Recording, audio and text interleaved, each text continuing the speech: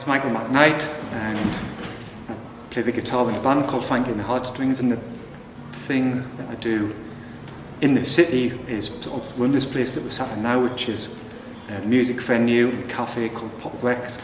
And here we have loads of different community activities going on. So, you know, say a Friday night we could have like a punk band on, but then the cleaners are in the next morning, and then, you know, your nana might be down for the knitting group the next morning, and then on the afternoon where you could be here with your toddler for a music group, and then on the night it could be back open, and then you're here for, you know, a birthday party or a wedding. So there's a real sort of like range of activities that go on here, so depending on who you are, you probably know this place is something different, and it's also a community interest company, so any money that gets spent goes back in to the buildings, the heritage buildings, so they're Grade 2 listed and quite historic within the city, because there used to be a department store here called Bins, which you'd now probably only see written on the side of buses at Beamish.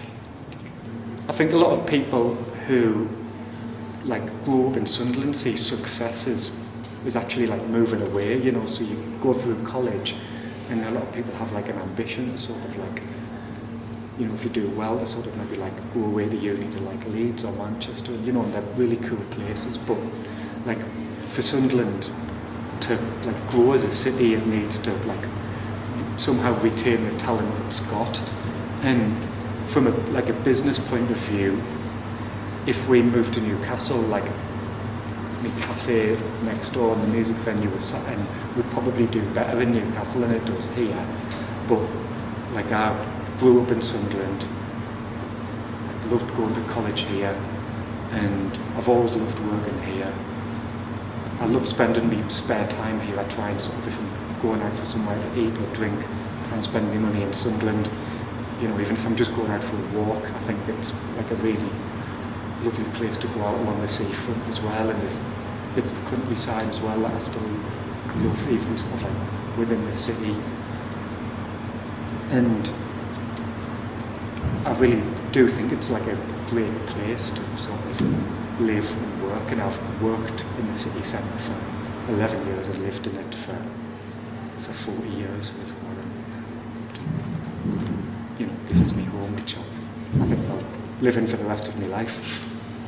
I grew up in Grangetown and went to South Moor School, and then went to City of Sunderland College and did a sort of like arts and media diploma, and Robin Cowan was my teacher then in 2001, and then did a couple of different jobs working in care, so looking after people with autism, some of the things I did, and then got a job as a music teacher in a school, and on the evenings sort of practicing the guitar and sort of like playing in and around Sunderland with my friends, and we recorded a couple of songs, and one of the people in the band sort of called Frankie gave them to a DJ who was playing in Sunderland, and he loved them and played all the songs on a radio station called Six Music, and sort of overnight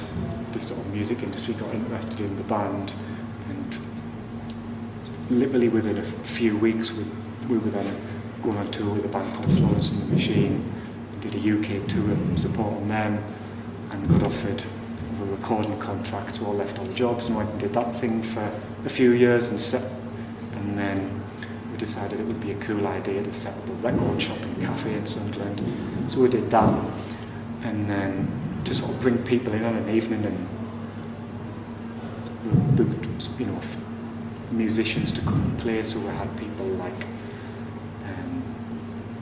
James Bay and Sam Fender and Franz Ferdinand and some other indie bands come and play in the shop, which is on Fawcett Street.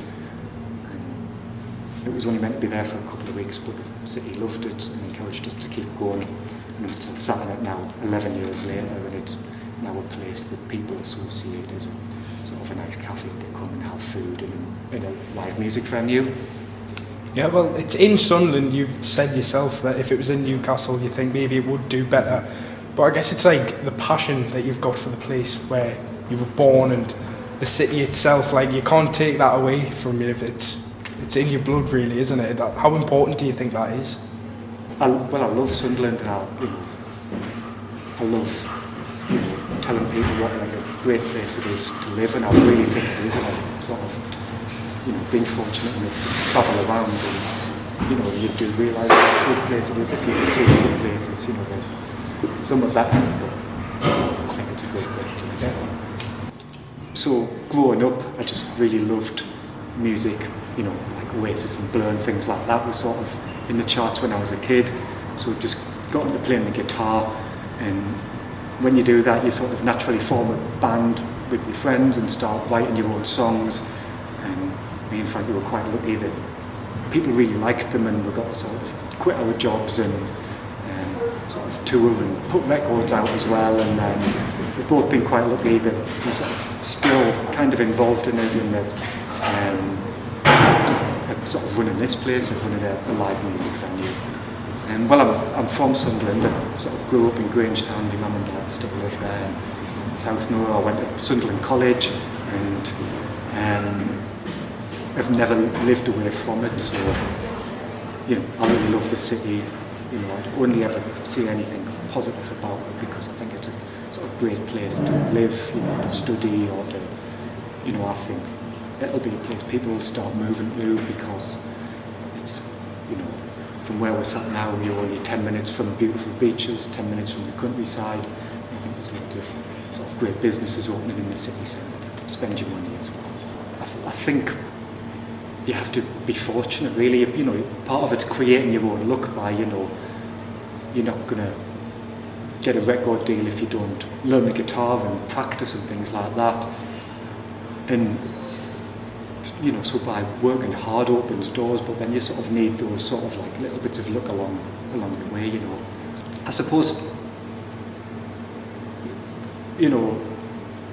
starting a band or opening a business still relies on people to sort of invest in that, and and this place is only able to stay open, the band is only able to keep going as long as people support it and have an interest in it. And if there's things you love, people have to support them for them to survive.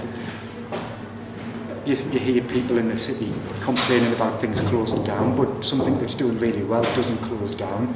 It only closes down if people don't support it. So, if you love something in Sunderland and don't want to see it go, the way to do that is support it.